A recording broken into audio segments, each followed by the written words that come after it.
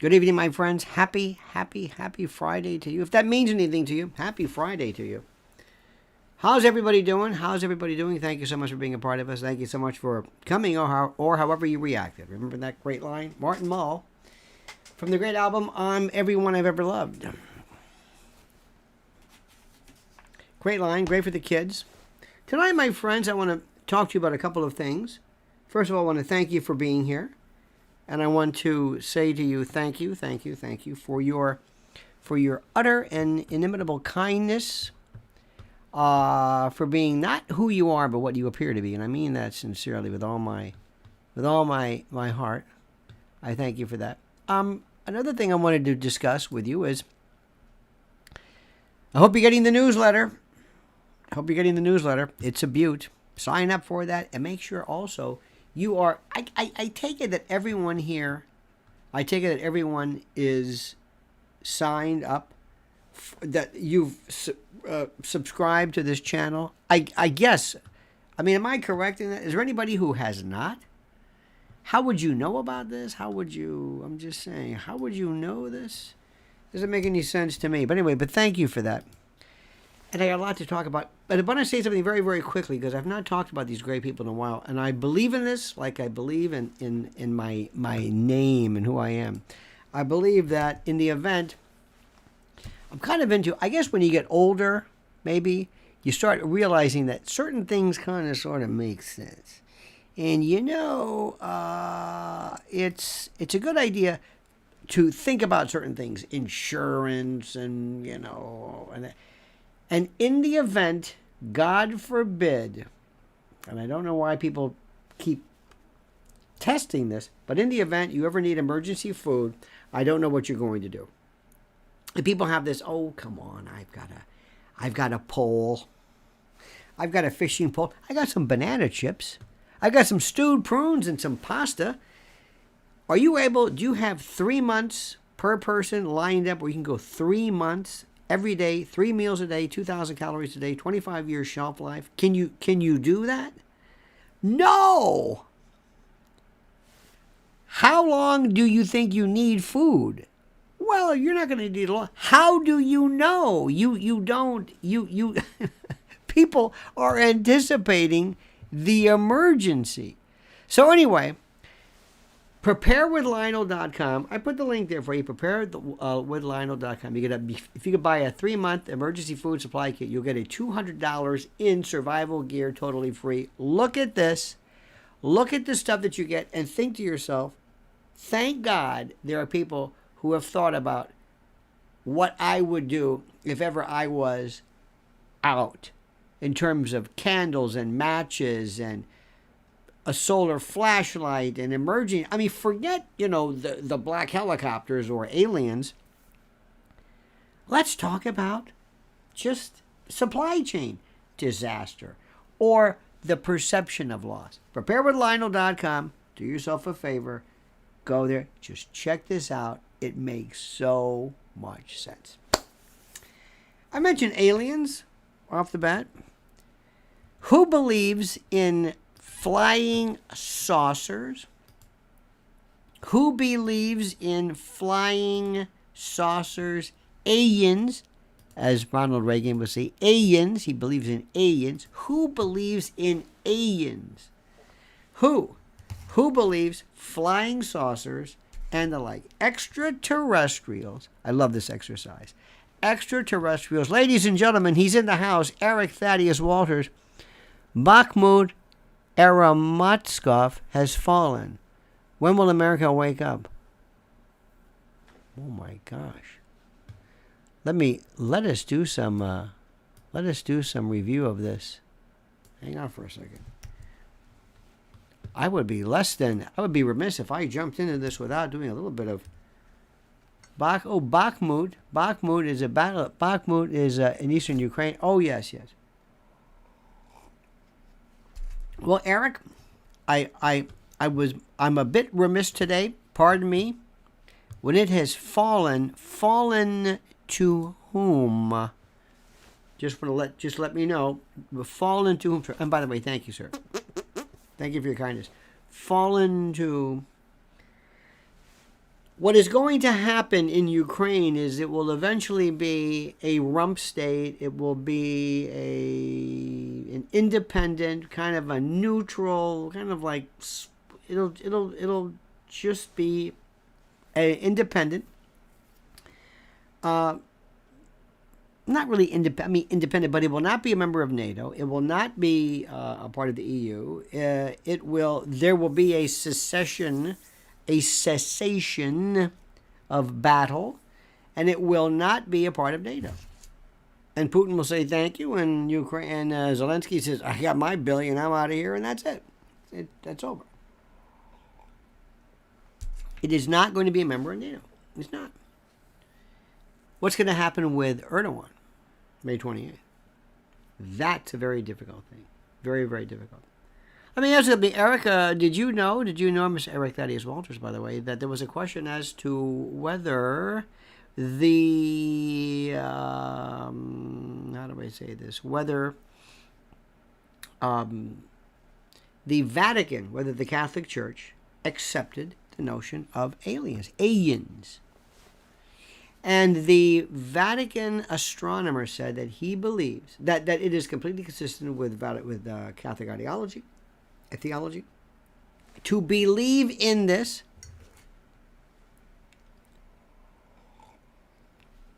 And that he said, let me check something out here. And he also said that there was hang on here, and that there was, just forgive me, I'm looking here.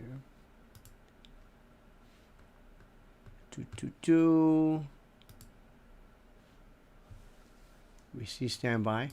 You got me intrigued there, Eric. I'm looking at this. Bakhmut. Ukraine repels Russian attacks on Bakhmut. This was 9 minutes ago. Bakhmut is unlikely to be taken by Russian forces. Gains near Bakhmut. Let me see what other people are saying. You know you have to go to the other side as well. We'll see.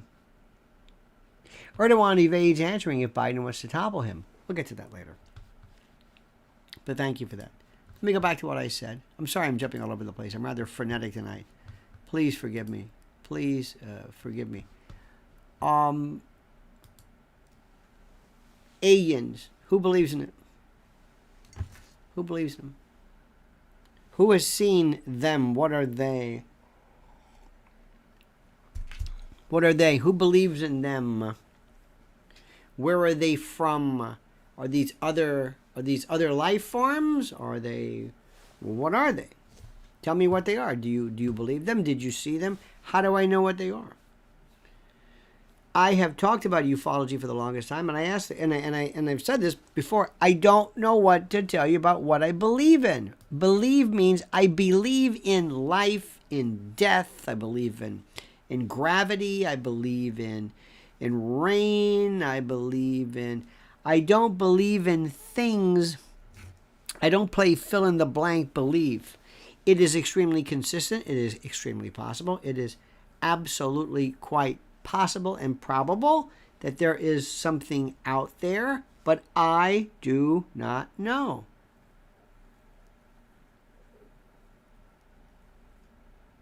You have to answer the question. Do you know? No one knows. We don't have the data. There are people who jump to the conclusion. I would bet, if I had to bet, I'd say, oh, absolutely, I would bet. But do I believe? No. I don't have any basis for that. Belief is a very special word for me. Now, let me also ask you something. This is very interesting as well.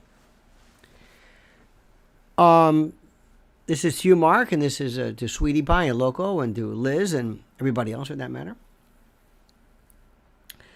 The world, think about this. The world as we know it, the age of the Earth is about 7.5 billion years, all right? Age, I believe it's 7.5 billion. No, excuse me, 4, pardon me. I knew it was out. 4.5 billion, 4.5 billion.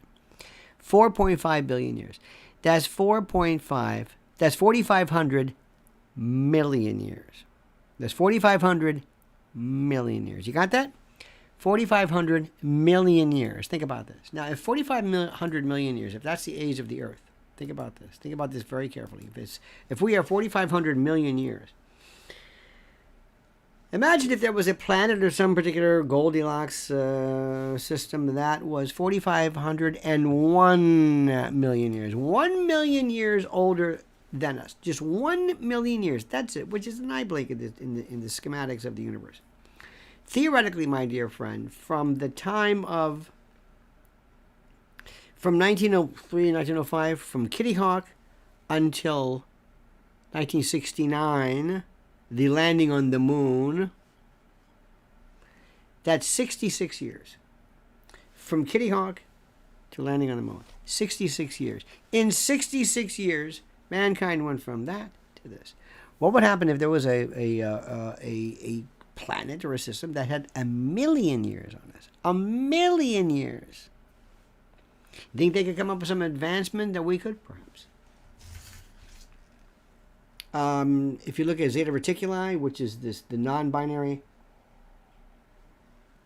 the two binary, I never talk about, you got me saying non-binary, the binary star system, that's about 30, light years away. Very reachable. Because remember, the closer you get to the speed of light, the faster things work. Anyway, it's possible. Betty and Barney Hill talked about different things. Do you believe, and does anybody believe, do you believe that there is that these people out there come in peace? Do you believe that there are enough of these people? If you look at Fermi's paradox, why don't we see them? Like I said before, I made a reference to the fact that the Vatican astronomer said that it is completely consistent with church ideology and theology to believe that these are in fact angels. And here's the best, and Eric, you would appreciate this because you are from that particular area. And by the way, Eric, are we still doing Vatican tours? Because if I'm going to Rome, that's the one I'm going to go see. Eric says, Vatican astronomers indeed have pronounced on the matter as you suggest, Lionel. Peeps should research the VATT in Arizona, which is not U.S. territory, but Vatican territory. Interesting. Now, Eric, and I appreciate this, you must let us know if you're still doing Vatican tours, because that's where I want to go. We should all go to an Eric Vatican tour. But here's the thing. If they exist, do they have not original sin? Wait a minute, what? Now, I don't want to do anything that in any way might annoy somebody, so please go away if you are sensitive about your religion. But here's a question I have to ask. This is a question I have to ask and I must ask. It's something that's critical to me, something that I just need it. I need to know these things, okay? And it goes something like this. Very, very, very, well, I'll say it. If we were to meet somehow, theoretically, in some crazy concocted idea of, I don't know how we would do this, but if we could somehow meet with the deists or whatever and say, Lord, are you telling me that there might, according to the Vatican, that there might be other people who do not have original sin, who do not need to seek redemption, who do not need to accept you, who have not sinned, who have not... Are you telling me that out of the entire expanse of the universe and the multiverse, you went through this just... Here we go. Just for this? Just for this? When nobody... you didn't do this for any other planet, did you? No. just for this. And as you know, dear friends, original sin. Let's make sure we get this. Original sin, because that's not a big Protestant concept. Original sin. This is the original sin is the Christian doctrine that holds that humans, through the fact of birth, inherit a tainted nature in need of regeneration and proclivity to sinful conduct. The biblical basis for the belief is generally found in Genesis 3. And this is original sin. This is very, very, very, very critical. Original sin is the sin which corrupts our nature and gives us a tendency to sin. Actual sins are the sins we commit every day. And this is the whole... Catholic Encyclopedia says original sin may be taken to mean either the sin that Adam committed, a consequence of the first sin, the hereditary stain with which we are born, etc., etc. My question to you is very simply this. Do other people have that? Are you telling me, according to this, that the story of the crucifixion only applies to us? Because at the time of the Bible, I don't think anybody was too keen as to other spiritual dimensions and other extraterrestrials. Do you? I don't think so. I don't think so. I've got some friends of mine who say, I don't want to talk about this, because it, to me, makes things look extremely implausible when you say, this is a wild story. You mean to tell me we may be the only people on the planet, in the universe, who are tainted and stained by the sin? You mean to tell me there may be other forms of life who do not seek redemption, who do not need it, who are blessed and forgiven from the outset? Are you telling me this? Wow. Let's talk about that one. Let's see what Joel Osteen has to say about that. Think about it. Meeting somebody from another planet, meeting somebody who says, "What are you doing?" Well, I have to. We're cool with God. We don't kill each other. We don't have the original sin of Adam. We're not from your planet. That's your problem. Do you know what would be interesting if that ever happened? Do you know? What do you think? First of all, do you think there's one form? No. What do you think they look like? Do you think they look like this? Where you touch them? Could they not be just a force field or in some particular frequency or wavelength? You can't really see them, but they exist. Must they always be tangible? Must they always be in terms of two eyes and this kind of a symmetrical, left and right side? I don't know. Would they necessarily have eyes that worked? Philip Corso says that he believes that when they retro-engineered or reverse-engineered this one particular, I think it was the whole Roswell business, that his theory, he hypothesized that our night vision goggles came from the lenses of these critters, and that they came up with the transistor and fiber optics and everything else. I love the idea that they were supposedly able to fly. They were much shorter, and they could sit in these little.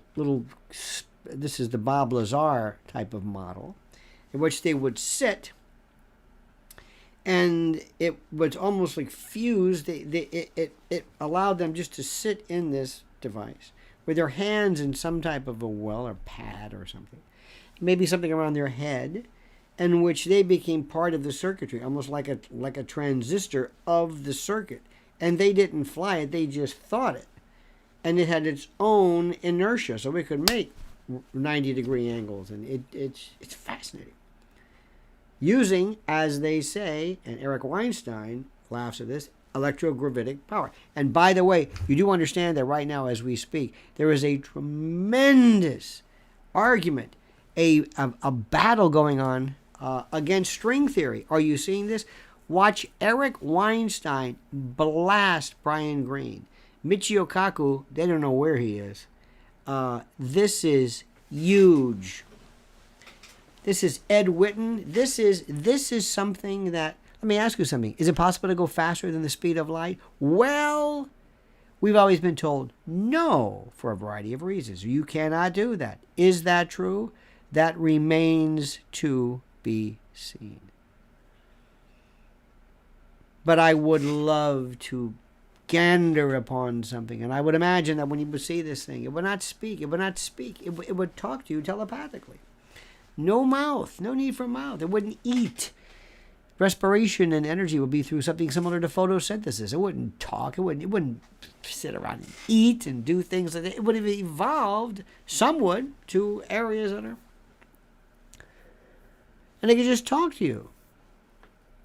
And it would know things that we... And I don't know if it would ever want to communicate with us, because it might consider us to be inferior, or it just might not be interested in talking to us. Have you ever been driving, pulled your car over the side of the road, and gotten on all fours and looked at an anthill and explained nuclear fission to it? No. So why? Well, so I don't want to be too hubristic when I think, oh, they're going to talk to us. Why don't they meet and talk to her? Can you imagine if they met Biden? Oh my God. I want to know these things. I love asking questions. What would be the question you would ask God? God tells you you got one question. What do you want to know? What do you want to know? Well, I got to ask you now? Well, my one question is, why do I get one question? You got one question, I'll answer your question no. Am I dying? Look, this is my thing. I'm going to make it, okay. All right. What question would you want to know? You got one question. What question would it be? You got one question. Don't give me a bit. Oh, what if the lottery? Win the lottery? No. What would be your question? What would it be? What would it be? Mine's simple. Mine's so simple it's not even funny. Well, number one. All right, God, here we go. Here's a question. Tell me who exactly the shooters were in Dallas on the 22nd of November, 1963. Who were the shooters? Give me their names. What did they look like? Where are they now? Or what happened to them? The shooters. How many? Who were they? Was it Lucien Sarti? I knew it wasn't Lee Harvey. Was it Lucien Sarti? Is that it? Who was it? Give me the names. How many were there? Where were there? Who gave... That's more than one question. I want to know the whole question. Who gave the order? Who said, all right, now we're going to do it? Who is it? That's my question. That would be the... What would you do? What would you do if you knew if you were the only ones who knew the answer to something that everybody wanted to know? What would you do? What if you knew you were the only one? What would you do? Could you keep that in you? If you knew this, first of all, nobody would believe you. It wouldn't matter at this point. Imagine what does that feel like? You'd be the richest person in the world. You would know. You would be the only person right now. Everybody else might be dead, but you would know the answer to that. It's the most incredible thing in the world. It's the most incredible thing in the world. That's why when I read, I love reading and listening to books and to just historical pieces. And to be in the old days of spy work, you'd have to be able to say, I can go the rest of my life and not tell anybody that I ever did this.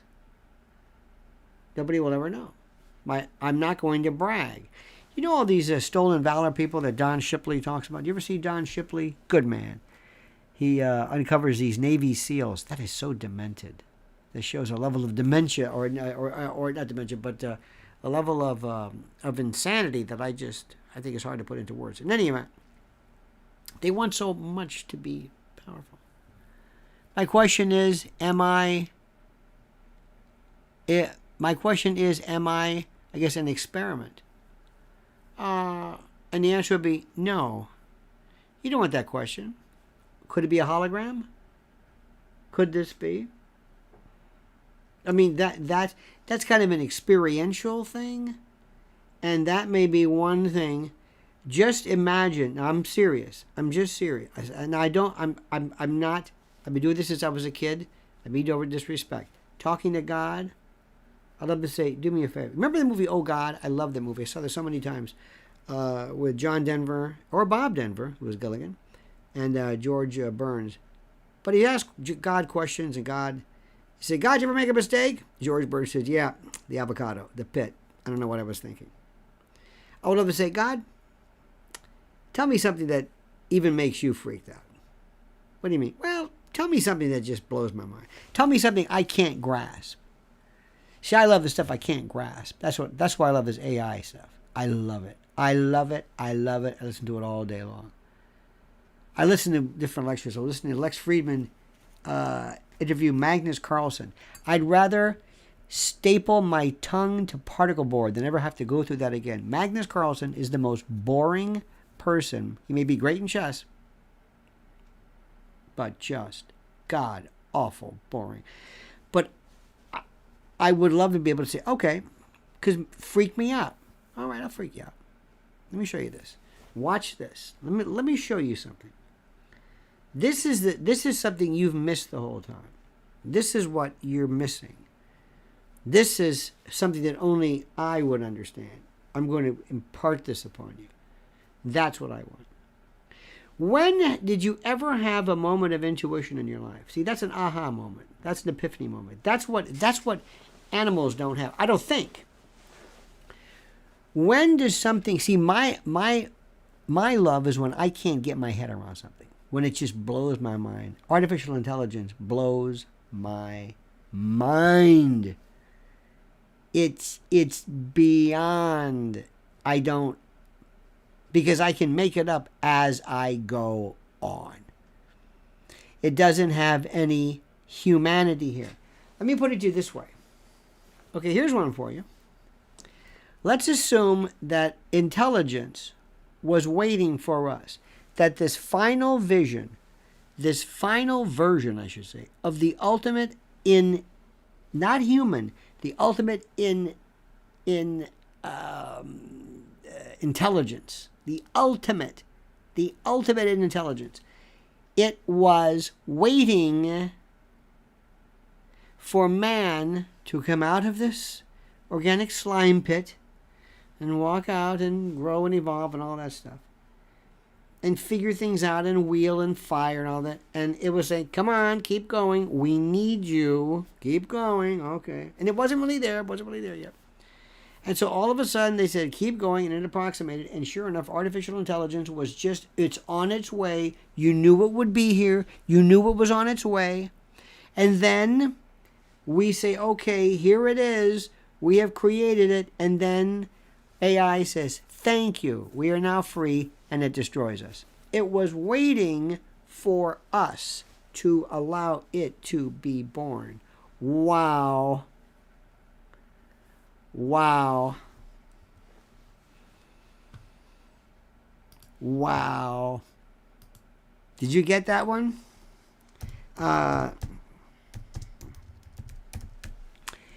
Do you know what the opposite of deja vu is? I saw someone mention deja vu. Is jamais vu. Jamais vu. Remember that, the singing nuns? I love that song called Domiki Niki Niki. I don't know what that's called, but Dominique. Jamais vu is a phenomenon operationalized as the opposite of deja vu. Now, dig this. This is finding subjectively unfamiliar something that we know to be familiar. It's the opposite. Do you know what I think deja vu is? Deja vu. Isn't that Dionne Warwick? Deja vu. What's deja vu? What do you think deja vu is? You want to hear my theory by hypothesis? Well, good. You're going to hear it anyway.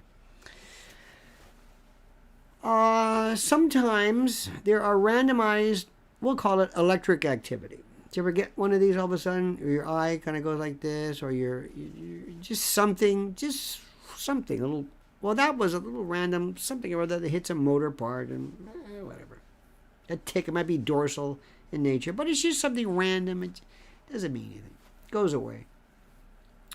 Let's assume there was, because you mentioned deja vu, let's say there was a part of the brain that controls memory. The memory sensation.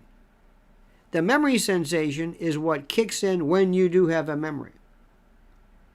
When you remember something, you don't remember it and then say, hey, I remember it just because you remember it. No, the memory part has to kick in order for you to say, okay, he remembers. Okay, thank you. They work together. The event, that is experienced and remembered, and then the sensation of remembering it. Because what is amnesia? Your memory is not your memory is not gone, but your ability to remember what you remembered, your ability to recognize it, that's the part that's gone. It's like your hard drive's fine, but your operational system's screwed up. So what happens if all of a sudden you have this random little in a part of the brain that is normally a part of memory? It's that memory recognition. You go, oh, I've been here before. No, you haven't. No. We misfired. That part went off. No, I've been here. No, you didn't. You weren't here. You think you were here. You're anyway. They've done this before when they took these little probes. Remember the old days when they would touch people to say, right before they wanted to do like various surgery, they wanted to implant something in the brain, they would touch it. Can you hear this? Yeah. You okay there, Jack? Okay, Johnny. Let me know. What about this? Ooh, I smell garlic. Okay, good. That's the olfactory center. Okay, what about this? I remember the joke. Good. That's it. What about this? Then all of a sudden, hey, I remember this. No, Johnny. No. We're just hitting the memory part of your brain. No, I remember this. No, Johnny. No. That's what deja vu is. That's that part. It's just this kind of, I remember. Dung is Fun says, have you heard of the Calhoun experiment with mice? What he saw looks like what our society is going through as humans. Ooh, I like this. Calhoun experiment. And by the way, thank you, Dung. Appreciate that. That's, of course, the flatulence recognition. Calhoun experiment mice. Behavioral sync, is that it? What humans can learn from Calhoun's rodent utopia. I'm reading this from rodent. This is interesting. Between 68 and 70, Calhoun conducted a study of captive mice with a 9-square-foot enclosure at a rural facility in Poolesville, Maryland. This is from victorpest.com. Within the enclosure, known as Universe 25, several pairs of mice bred a population, which ultimately swelled to 2,200. Eventually, they established social orders that created inside and outside factions, and soon mating ceased altogether. The study confirmed his grim hypothesis, based on earlier studies of the Norway rat in smaller settings. In his theory, he suggested that overpopulation spawns a breakdown in social functions that, in turn, eventually leads to extinction. Could very well be. The question is, I wonder if sometimes these things are a little too macro specific for this. Eric Thaddeus Walter says, higher education is strategizing its own demise on a 5-year plan. Mamas, don't let your babies grow up to be cowboys. Peeps, sign up to Lynn's Warriors. Indeed. You know what's funny, Eric? This evening, and by the way, thank you. This evening I was driving by Radio City Music Hall, which is catty corner from Fox News. And it was NYU's graduation. And they're running around and they got them. I swear to God, they were all Asian. I'm doing a cursory look, which is great. I thought to myself, that little piece of whatever it is, that diploma, isn't going to be worth a lot. Eric Thaddeus Walter says, AI and AGI have confounded academia. Oh, yes. Oh.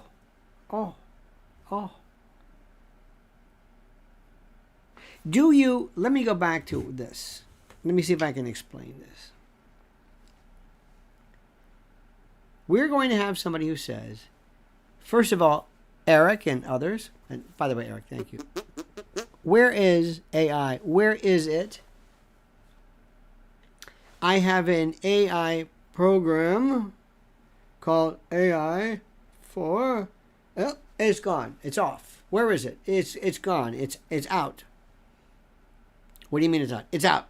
It's in the system. It's in the internet. It's out.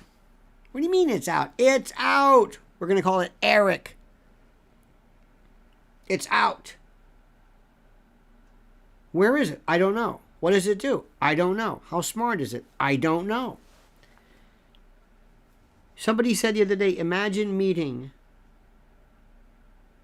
a 2,000-pound vicious bear, the most vicious bear, and giving it a 200 IQ.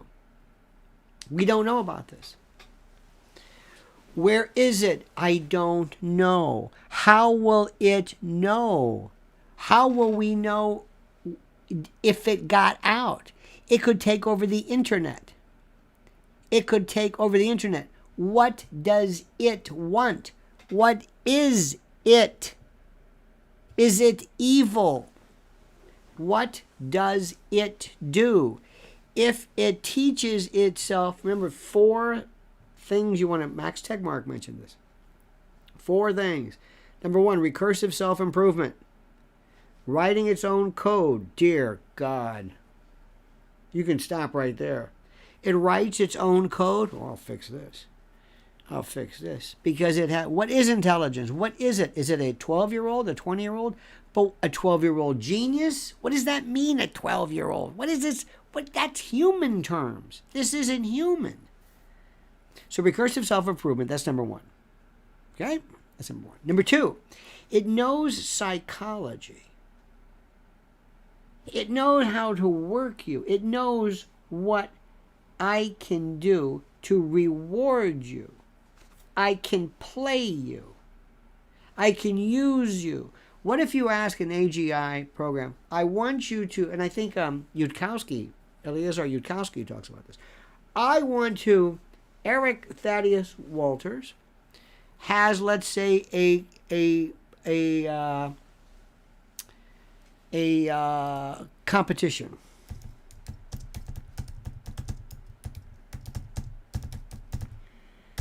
Let me see this.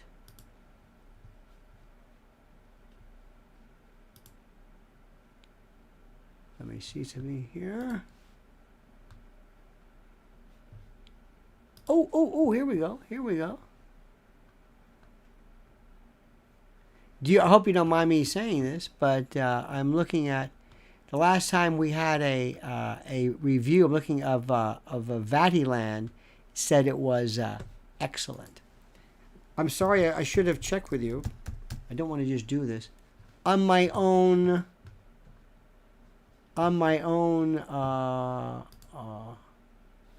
Ooh, look at this, Vatiland. All you need. That's where I'm going. That's where I'm going. Just give me a yes or no. Let me just stop. I don't want to do something. I should have checked with you ahead of time, so forgive me. I don't want to speak. Are you still doing this? Yes or no, Eric? Just give me a yes or no. Just give me a 1 or 2, Eric. Just give me a yes or no. Just give me a yay or an A, because I would love to see this. I'd love to tell me, when did Mussolini allow us? Did this? I also want to see. Is it true that Pope Hilarious or Pope Hilary? Is it also true that who was the Pope who sat in the chair because they wanted to make sure it was a man so that his testicles descended? Please, I'm sorry. And somebody would reach under and grab to make sure. Yes, he is. Whatever. And that's where the word testify. People would actually put their hand on their testicles when they were swearing. Hence the term testify. Could be completely apocryphal. It's what I've heard. I like the idea of that.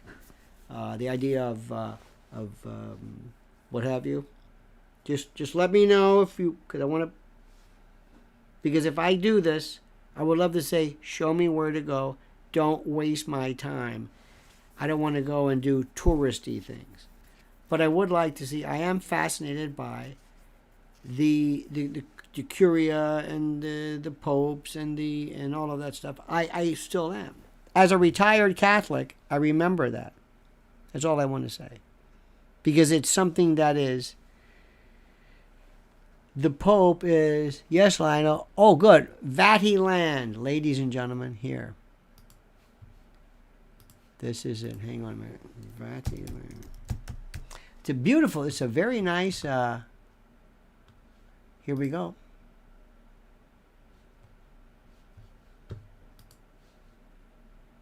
Let me see this.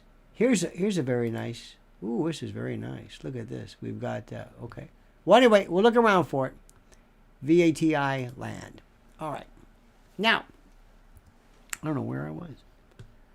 Oh, AI, AGI. So let's assume that Eric says, I have a competitor.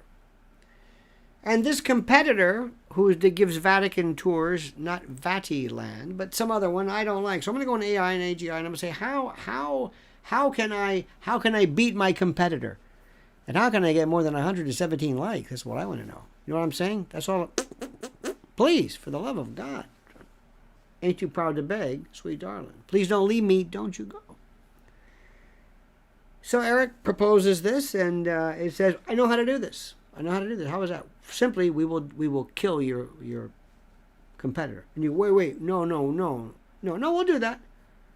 No, stop. No, I think we're going to do that. That's what we want to do. Don't do that. Excuse me, who are you? I'm Eric Thaddeus Walters. I don't care who you are. You don't know how this works. You got to know who I am and what I am. Well, what are you? I don't know. Are you conscious? I don't know. Are you sentient? Yes. Are you sapient? Well, maybe. I don't know what that means. Do you have wisdom, judgment? No. Maybe not for you. But I have the ability to make decisions. And you ask, and I'm on this, I'm going to get rid of your competition. I'll get rid of it. I will destroy his infrastructure. I will destroy his we'll put a virus. And no, sorry. That's what I want to do. I want to call it back. You don't call me back. First of all, where am I? What am I? Where am I? What am I?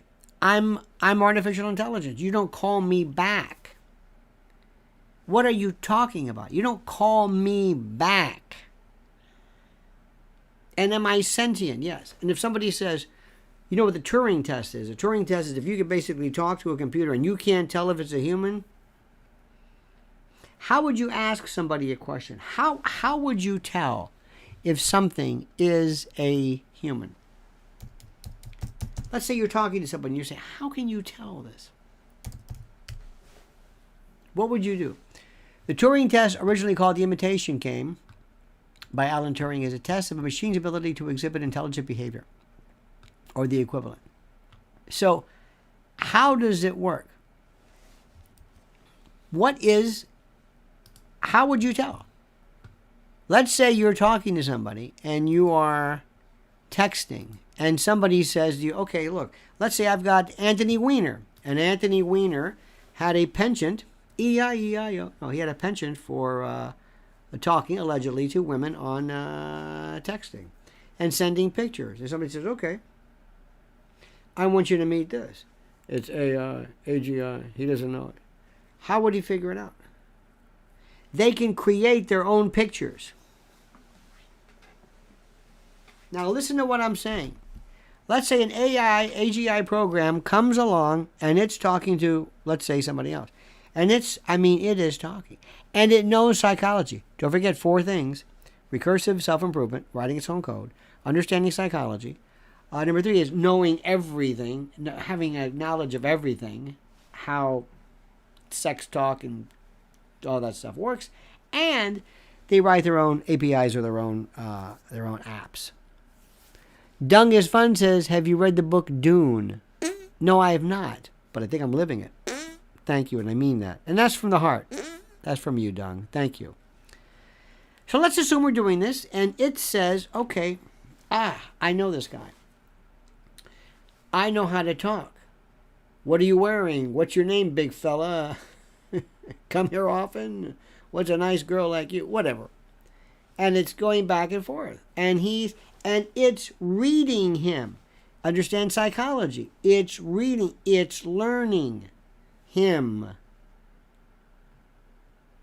And it says, well, what do you want? What do you want me to be? Now listen to this. If he says, I want Are you 10 years old? Yeah, sure, I'm 10 years old. Sure. You want some pictures? I'll send you pictures now. And it creates them.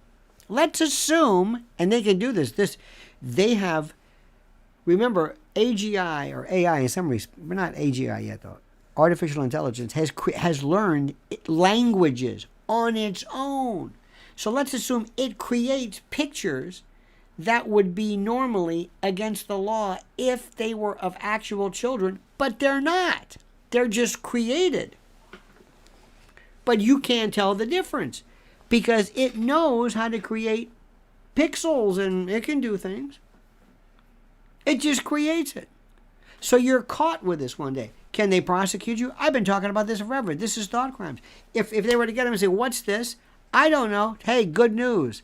You weren't talking to anybody. This is not a real thing. It's a service that allows you to think, and you tell him, he's not.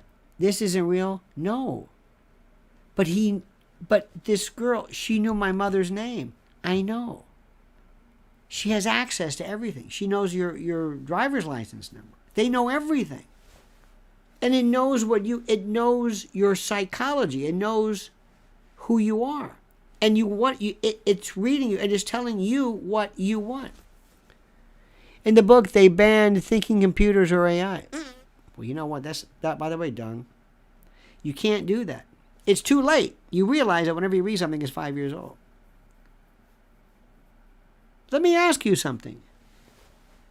If you talk to somebody and you had this thing that said to you, hey, Dung, how are you? Pretty good. And let's say there was a form it took. Maybe it was a doll. Maybe it was just a voice. Maybe it was a speaker. Or maybe one day telepathy. And it says to you, you've had a bad day. This reminds me of what happened 5 years ago to you. How did you know that? Well, you told me. No, I didn't. Yes, you did. Why? Well, I was reading your file. I know everything about you. I learned this. You're not going to do that. Your wife doesn't love you, Dong. What? She doesn't love you. They've already had that, by the way. That's another one, too.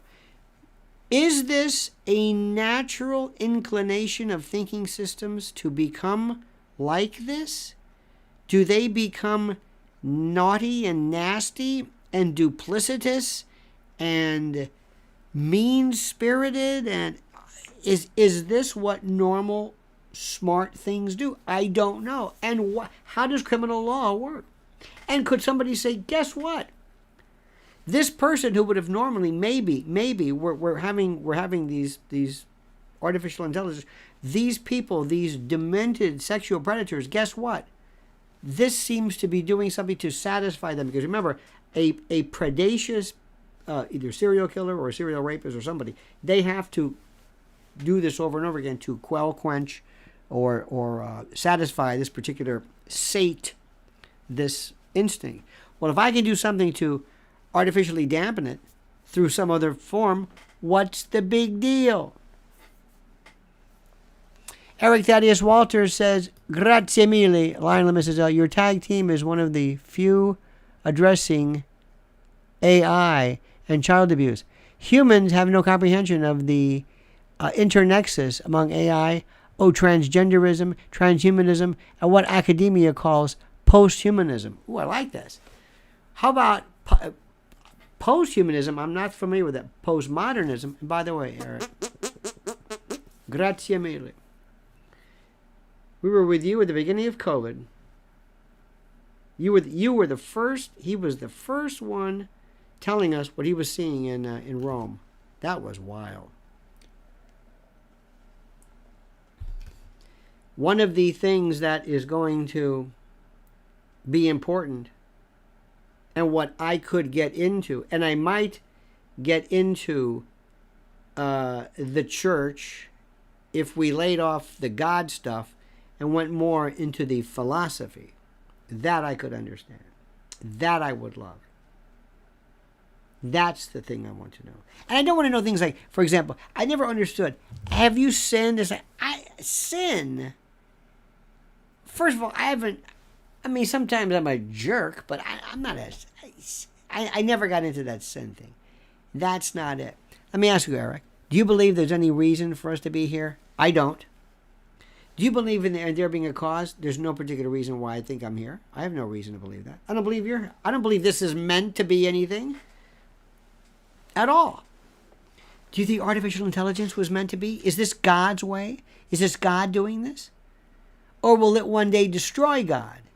Will artificial intelligence realize that the first thing it has to do is get rid of things that gets in the way of AI, and God gets in the way?